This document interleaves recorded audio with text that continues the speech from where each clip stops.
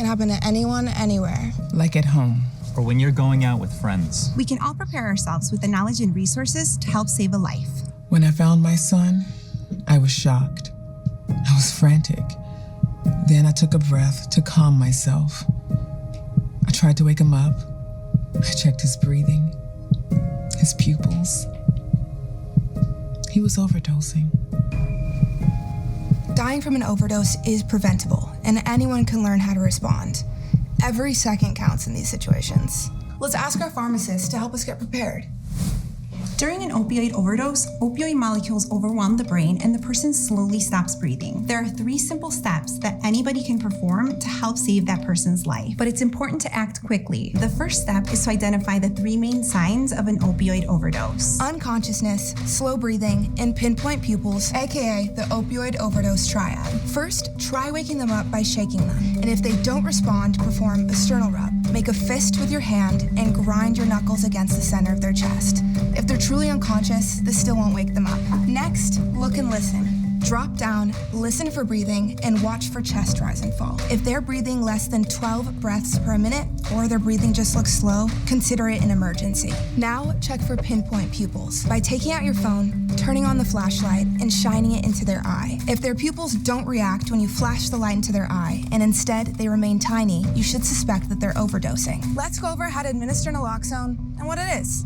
Naloxone is the antidote to an opioid overdose. It restores the person's breathing, but sometimes one dose isn't enough. If the first dose doesn't work in 2 to 3 minutes, give them a second dose in the other nostril, and make sure to put them on their side. In case they vomit, they won't choke in this position. Also, remember, its effects are not permanent. It can wear off in 30 to 90 minutes. So be sure to call 911 immediately so they can get to a hospital. I was scared to lose my son, but I was prepared.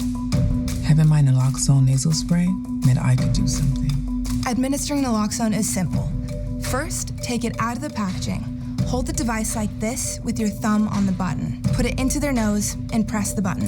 After you give them naloxone, don't forget to call 911 and put them on their side. You'll know the medicine is working when they start breathing again, the color returns to their face, or they wake up. If you don't see any changes in 2 to 3 minutes, give a second dose in the other nostril. And if their symptoms don't change or seem to get worse, like their skin gets bluer, it's time to rescue breathe. First, start by lying them flat on their back with their arms by their side. Then, put one hand on their forehead and the other on their chin, and tilt their head back. If you have a pocket mask, put it on them because it helps protect you. Next, pinch their nose and blow through the one-way valve into their mouth for 1 second. Keep doing this until paramedics arrive. Should I call 911?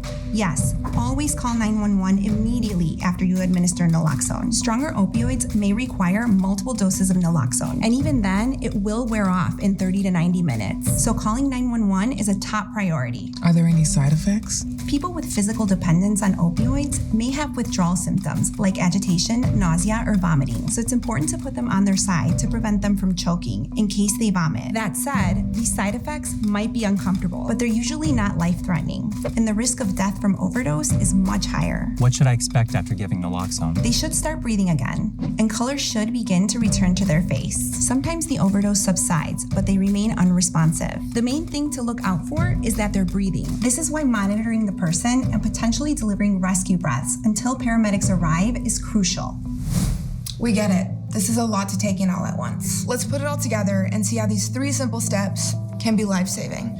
Finding Joe like that was really scary, but I knew that panicking wasn't going to do either of us any good. So I took a moment and remembered my 3 steps. I checked for symptoms, remembering the opioid overdose triad: unconsciousness, slow breathing, and pinpoint pupils. First, I tried to shake him, and then I did a sternal rub by placing my hand into a fist and rubbing it against his sternum. When he didn't wake up, I knew I had to act. I checked his breathing by looking and listening, and his breathing was slow. He only took 4 breaths in 1 minute. I quickly pulled out my phone and shined the light into his eyes, and saw that the pupils stayed super tiny. Fortunately, I always carried naloxone on me. I took it out of the package, I put the tip into his nose, and I pushed the button. I called 911 and I put him on his side. 2 to 3 minutes felt like a lifetime, but the color came back to his face, his breathing became normal, and the ambulance arrived. And they took care of him. Identifying the opioid overdose triad, administering naloxone, and calling 911 are 3 simple steps that will save a life. Remember, naloxone has no life-threatening side effects. Thank you for being prepared. If you have any questions where to pick up your naloxone, please visit your local Walgreens or go to walgreens.com.